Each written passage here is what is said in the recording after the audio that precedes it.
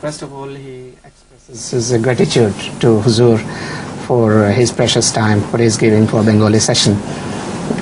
In Rajshahi Jamaats, most of the members of the Jamaat, they watch Huzur's program regularly.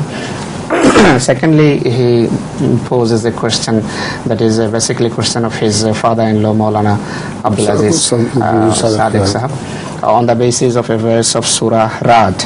And the verse is, Amma ma yanfa'un nasa fa yamkuthu fil ard.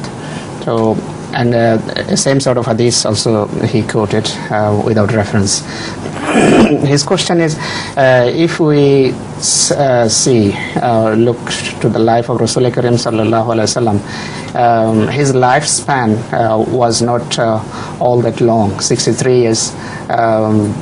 How Huzur will reconcile with the subject matter of this verse you have quoted has nothing to do with the lifetime of Hazrat sallallahu alaihi wasallam.